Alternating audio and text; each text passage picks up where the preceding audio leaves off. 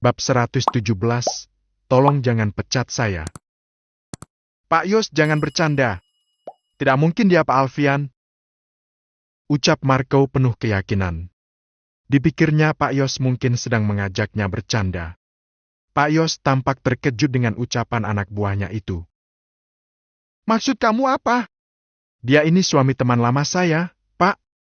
Semalam kami bahkan bertemu di pasar malam dan dia datang bersama istrinya dengan motor bututnya. Ucap Marco menegaskan. Dalam pikirannya, seorang bos pemilik perusahaan besar dengan anak perusahaan di mana-mana tidak mungkin mau berpergian dengan motor butut.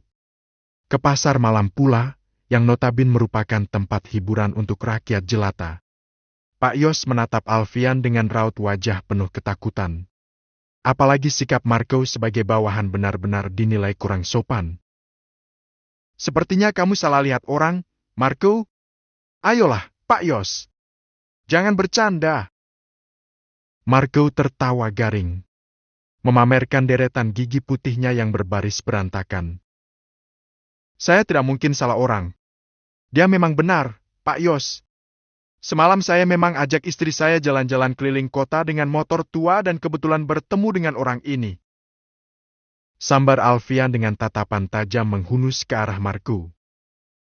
Tapi saya baru tahu kalau ada orang seperti ini bekerja di perusahaan saya. Pak Yos yang merasakan adanya ketegangan segera meluruskan masalah. Tidak mudah menghadapi seorang Alfian Setio Darmawan jika sudah kehilangan kesabaran. Marco, saya rasa kamu salah paham. Beliau ini memang Pak Alfian, pemilik perusahaan tempat kita bekerja. Ucapnya sungkan, lalu menatap sang bos. Maaf, Pak. Sepertinya anak buah saya tidak mengenali Bapak. Tidak apa-apa, Pak Yos. Bukan salah Bapak. Marco tidak ingin menelan mentah-mentah ucapan Pak Yos. Diam-diam ia mengetikkan nama Alfian Setio Darmawan pada pencarian Google. Dia yang baru 3 bulan bergabung dengan perusahaan itu. Bahkan tidak pernah tertarik untuk mencari tahu siapa sang bos. Yang penting baginya adalah dana mengalir deras sejak bekerja di perusahaan itu. Apalagi ia dipercaya Pak Yos menangani proyek perumahan bersubsidi. Dan, deretan foto yang bermunculan di layar ponsel membuat lelaki itu kehilangan seluruh nyali. Untuk beberapa saat, dunia seperti berhenti berputar bagi Marco. Apa yang ia temukan membuatnya seolah kehilangan akal sehat. Jantungnya terpompa cepat dan seluruh tubuhnya gemetar. Lidahnya bahkan terasa kaku dan sulit mengucapkan sepatah kata pun.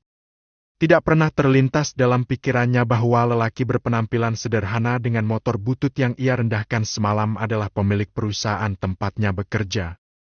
Selain itu, bagaimana mungkin Aileen yang berasal dari keluarga terbilang miskin itu bisa menikah dengan pengusaha tajir melintir? Pak Alfian! Ia seketika menunduk dengan wajah pucat. Maafkan saya. Saya tidak tahu kalau orang yang semalam itu. Lupakan pertemuan semalam.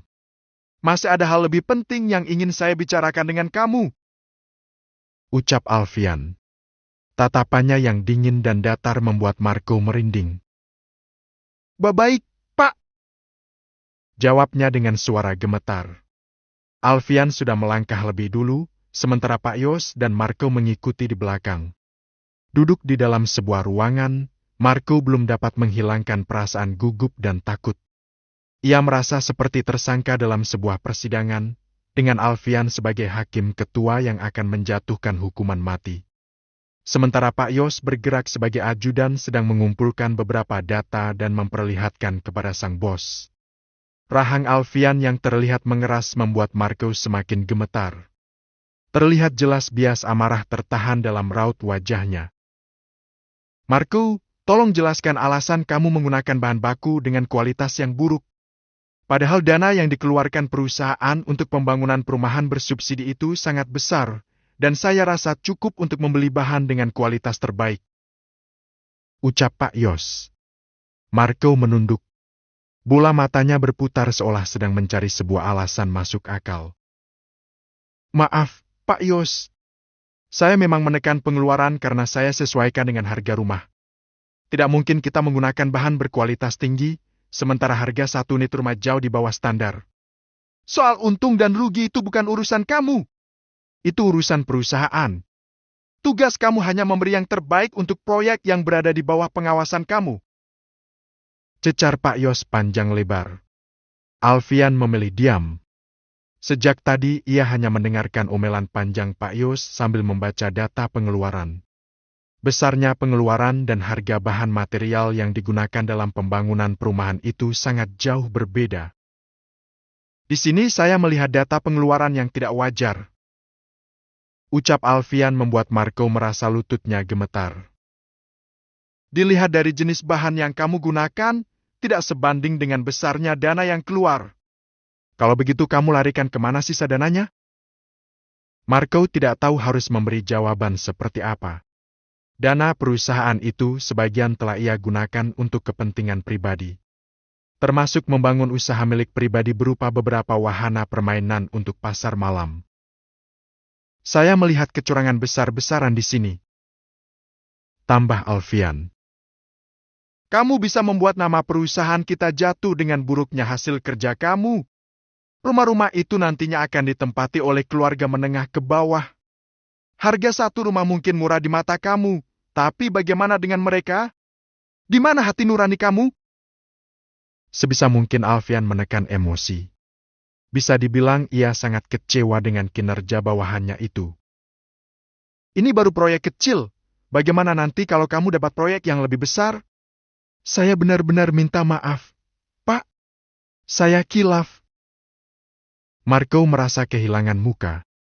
Terlebih, semalam ia bersikap sangat sombong terhadap sang bos dan sengaja merendahkannya dengan menyodorkan beberapa lembar uang.